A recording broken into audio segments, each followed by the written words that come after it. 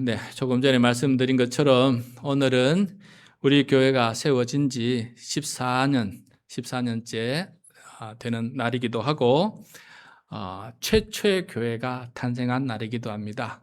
마가의 다락방에 예수님을 따르던 120명의 성도들이 기도 중에 성령을 간절히 기다리는데 성령님께서 임재하심으로 말미암아 놀라운 역사가 일어나서 그때부터 교회가 탄생하게 된 것입니다. 지난 14년 동안 하나님께서 우리 교회를 성령을 통해서 이끌어 주셨는데 감사와 영광을 드리고 앞으로도 우리 교회를 또 우리를 통해서 성령께서 이끌어 주시기를 간절히 축원드립니다. 네. 유명한 영성 신학자인 헨리 나우엔이라는 분이 있는데 참된 그리스도인의 모습을 가리켜서 상처 입은 치유자다, wounded healer라는 그런 말로 불렀습니다. 상처 입은 이 치유자라는 이 용어는 책 제목이기도 한데 수많은 나라에 번역이 되고 우리나라에도 번역이 되어서 많은 사람들이 베스트셀러로 집는 그런 책이기도 합니다. 기회가 되면 여러분 꼭 한번 읽어보시기 바랍니다. 페이지도 몇 페이지 되지 않습니다. 이 세상에 상처 없는 사람은 없는데 가정에서나 일터에서나 심지어 교회 안에서도 크고 작은 아픔을 우리가 가지고 살아갑니다. 하지만 성령의 은혜를 받으면은 내 상처만 바라보고 슬퍼하지 않게 된다는 거예요. 오히려 그 상처를 통해서 다른 사람을 품어주고 살리는 사람으로, 다시 말해서 다른 사람의 아픔을 알고 위로해주고 치유해주는 사람으로 하나님께서 변화시켜 주신다라는 것입니다. 그러니까 상처 입은 자를 치유자로 살아갈 수 있도록 하나님께서 변화시켜 주는데 생각만 조금만 달리하면은 그렇게 변화가 되는데 많은 사람들이 이 성령님의 변화를 체험하지 못하고 그저 상처자로 또 다른 사람에게 더 상처를 주는, 치유는 고사하고 더 상처 주는 그런 삶을 살아간다라는 것입니다. 오늘 성경에 나오는 이 요셉이 바로 그 위대한 상처 입은 치유자로 변화된, 상처자로 머무른 것이 아니라 상처 입은 치유자로 변화되는 놀라운 모델 중에 한 사람이다라는 것이에요. 그래서 오늘 이 요셉의 이야기, 요셉의 고백을 통해서 우리도 상처 입은 치유자로 살아갈 수 있는 그런 결단과 다짐과 변화가 있기를 바랍니다. 오늘 읽은 창세기 45장은 성경에서 가장 감동적인 화해, 용서와 화해의 장면을 우리들에게 보여주고 있습니다. 이집트에서 가장 높은 총리가 된 이 요셉 앞에 옛날에 자기를 노예로 팔아버린 형들이 서 있는데 지금 벌벌 떨고 서 있습니다. 요셉이 마음이 지금 어떻겠습니까? 낯선 나라에 노예로 팔고 감옥의 죄수로 살면서 억울하게 고생했던 지난 날을 생각하면은 그 상처가 여러분 얼마나 크겠습니까? 그래서 요셉은 자기가 동생 요셉이라는 것을 그들에게 밝힙니다. 이제서야 밝히고, 그런데 북받치는 이 감정을 억누르지 못하고 한참 동안 엉엉 울게 됩니다. 여러분, 왜 이렇게 엉엉 울게 되었을까? 용서가 그만큼 쉽지 않다는 뜻이기도 합니다.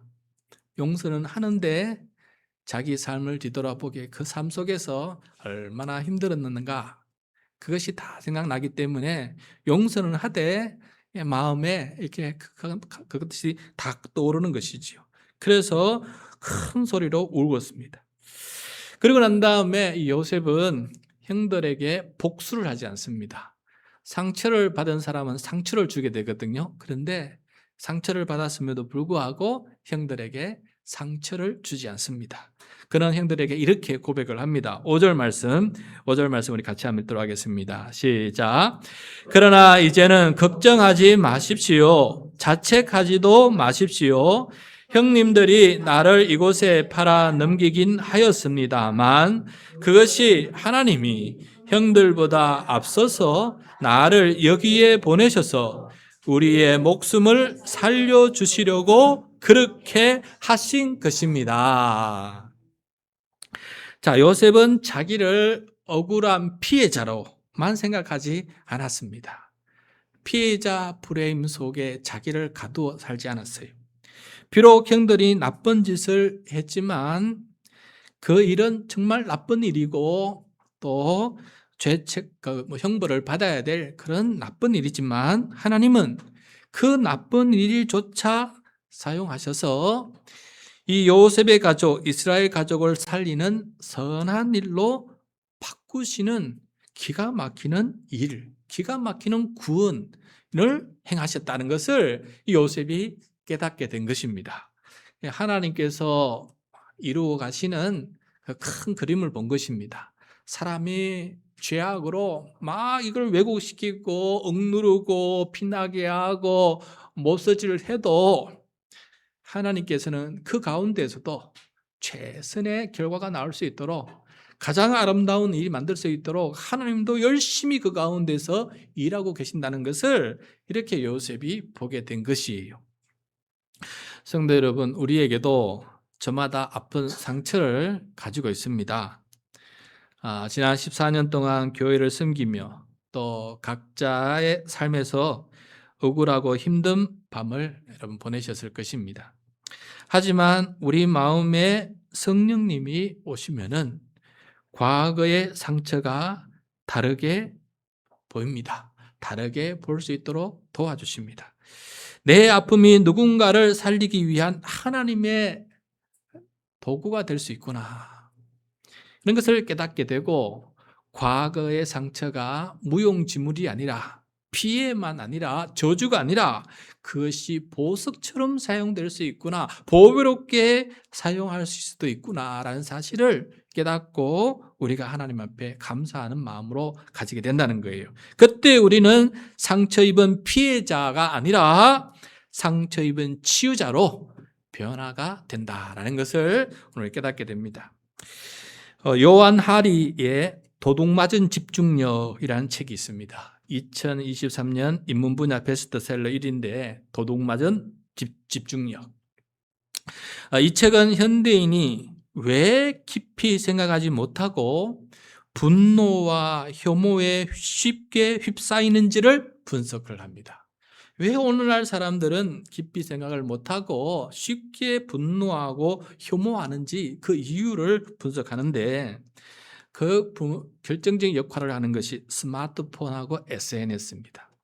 스마트폰과 SNS의 알고리즘이라는 것은 무엇이냐면은 내가 어떤 거를 하나 이렇게 보면은 이 스마트폰 유튜브나 이런 검색 기능들이 얘는 이런 걸 좋아하는구나 해서 그런 분야만 자꾸 보여주는 것이에요. 그러니까 어떻게 돼요?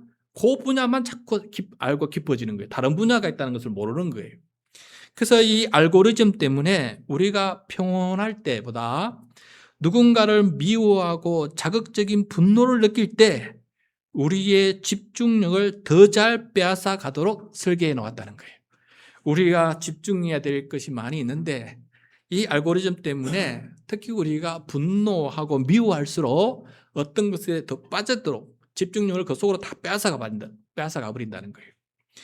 그래서 우리가 겪는 분노와 상처의 감정은 우리의 시선을 좁게 만들어서 다른 중요한 것들을 전혀 보지 못하게끔 우리의 집중력을 도둑질한다라고 이렇게 평가를 내렸어요. 그래서 도둑맞은 집중력이다 라고 이렇게 책을 쓴 것입니다.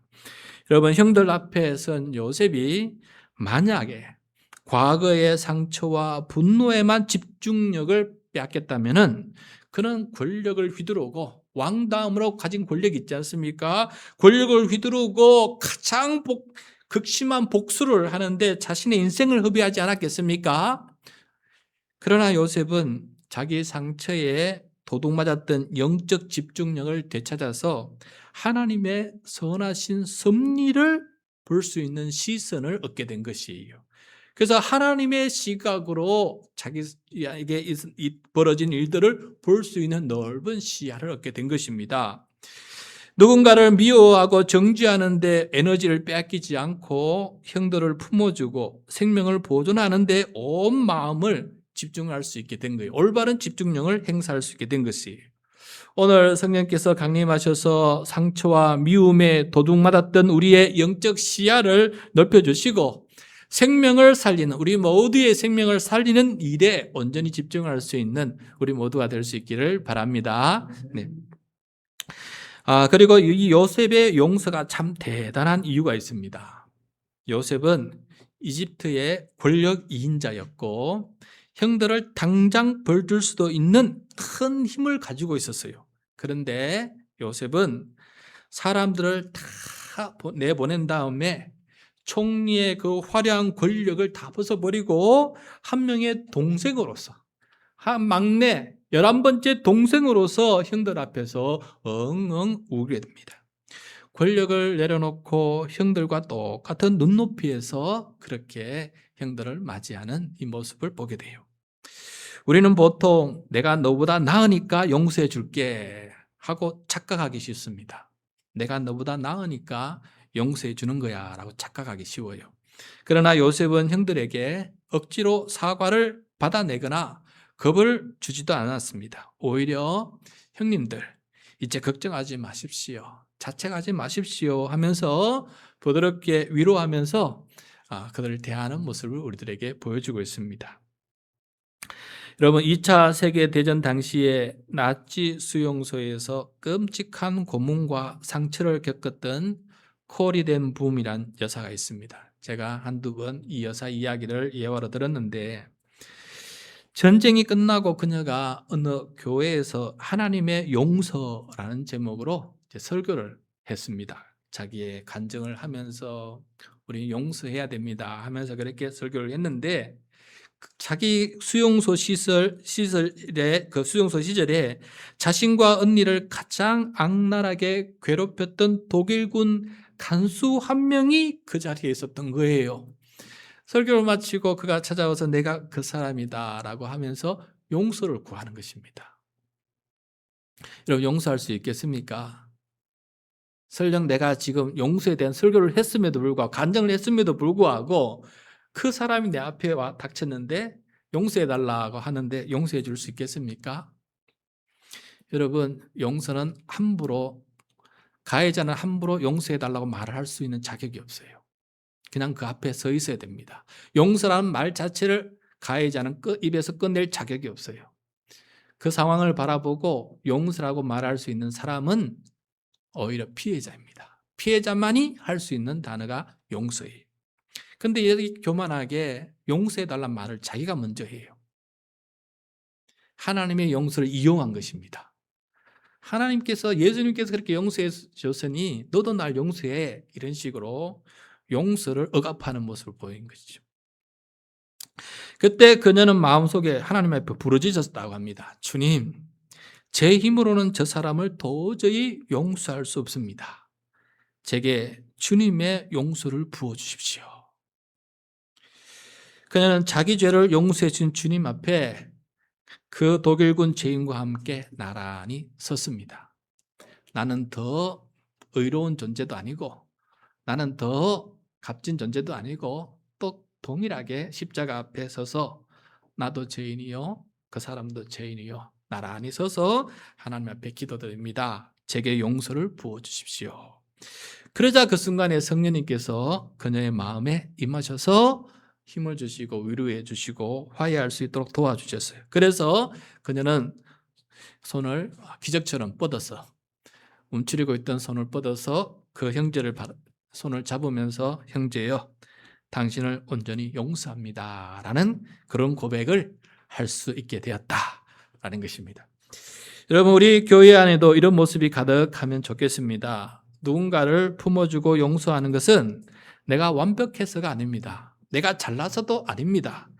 나도 부족하고 상처 많은 사람이라는 것을 솔직히 인정할 때 그때서야 진짜 앞에 있는 혹은 다른 사람을 용서할 수 있는 그런 사람이 된다라는 것이에요. 십자가 앞에 같이 설 때 참된 용서를 베풀 수 있는 사람이 될 수 있지. 나는 높은 자리에 있고 너는 낮은 자리에 있는데 내가 용서를 하야해 주겠다라는 그런 마음으로 해서는 절대 안 된다는 것입니다. 동일한 마음으로 그렇게 성령님께서 도와주실 때 우리는 상처 입은 치유자가 될 수 있다라는 것을 가르쳐 주고 있어요. 자, 그다음에 요셉이 그 힘든 시간을 견디고 형들을 진심으로 용서한 가장 큰 목적 중에 하나는 다름 아니라 생명을 살리기 위한 것입니다. 생명을 살리기 위함이다. 7절 말씀이에요. 7절 말씀 같이 읽겠습니다.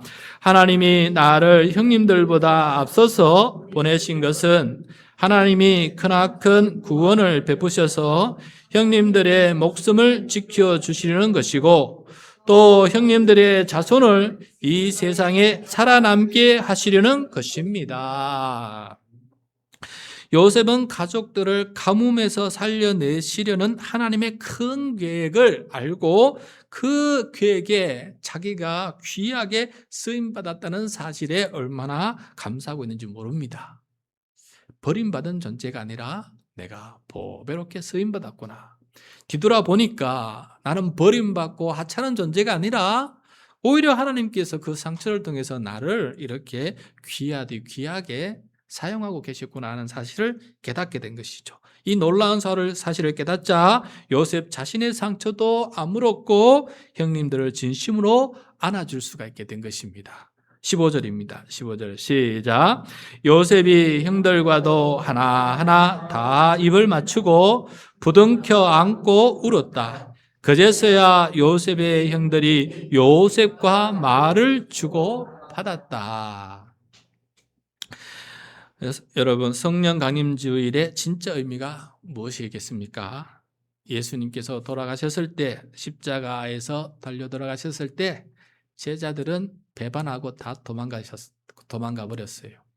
그렇게 훌륭한 제자들, 주님과 함께 끝까지 죽겠습니다라고 장담했던 그 12 제자들이 예수님의 십자가 죽음 앞에 다 배신하고 도망쳤어요.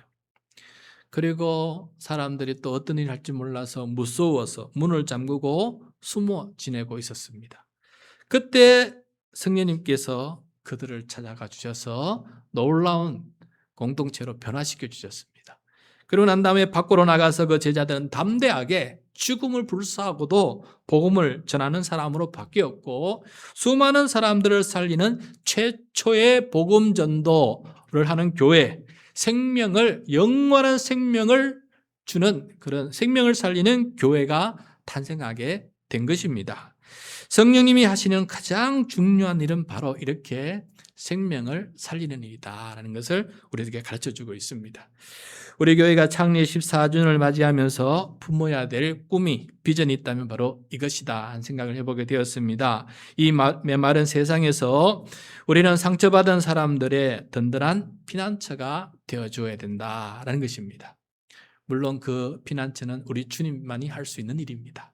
우리는 고슴도치와 같아서 가까이 가면 가까이 갈수록 옆에 사람을 자꾸 찔러서 나도 상처 주고 옆에 사람도 상처 주는 연약한 존재들입니다. 그런데 우리의 상처를 아물게 하시는 분은 십자가에서 피 흘리신 예수 그리스도의 그 크신 사랑과 은혜밖에 없습니다. 그러므로 진정한 피난처는 십자가라는 사실을 꼭 기억해야 됩니다.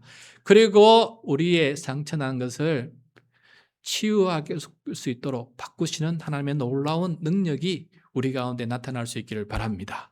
요셉처럼 분노를 가라앉히고 오히려 화해와 용서를 통해서 나뿐만 아니라 다른 사람까지 살려내는 그러한 생명을 살리는 사람으로 변화되는 우리 모두가 될 때 교회의 존재 의미가, 우리의 존재 의미가 더욱 크다라는 생각을 해보게 됩니다.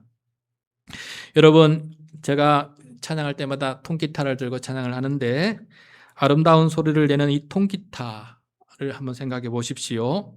기타 한가운데에는 동그랗게 커다란 구멍이 뚫려 있습니다. 매끈한 나무판의 입장에서 보면은 살점이 둥글게 떨어져 나간 큰 상처이고 또 텅 빈 공간입니다. 게다가 기타 줄은 끊어질 듯 팽팽하게 당겨져 꼼짝다사 못할 정도로 그 압력이 대단합니다. 제가 그 줄을 손가락으로 잡으면 여기 굳은 살이 베일 정도로 그 장력은 대단해요.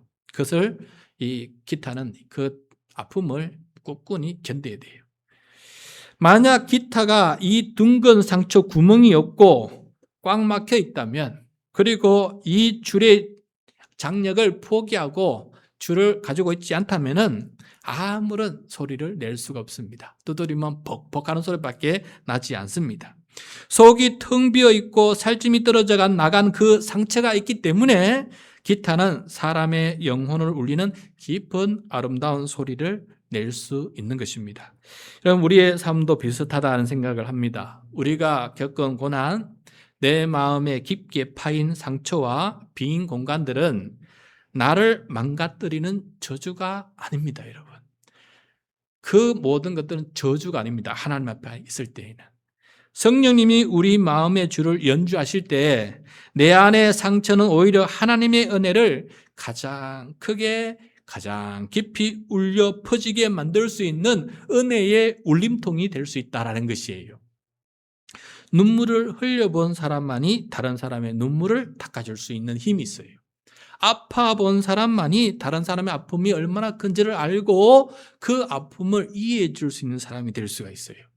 그러니까 우리의 상처는 깊으면 깊을수록 어쩌면은 더 많은 힘든 사람들을 위로할 수 있는 치유자로 하나님께서 만들어 가시는 과정이다 하는 사실을 한편으로 우리가 생각해 볼 수 있지 않습니까? 그리고 실제로 나를 그렇게 사용하신다면은 얼마나 큰 보람이 있는 인생이 되겠습니까? 그래서 우리 세상에 가장 위대한 상처를 입은 치유자가 있다는 사실을 꼭 기억하시면 좋겠습니다. 누굽니까? 그분이 바로 예수 그리스도이십니다. 가장 큰 상처를 입었지만은 가장 큰 은혜를 베푸시는 분이십니다. 그리고 어느 누구도 예수 그리스도 앞에 서면은 어떤 상처도 위로를 받습니다. 왜?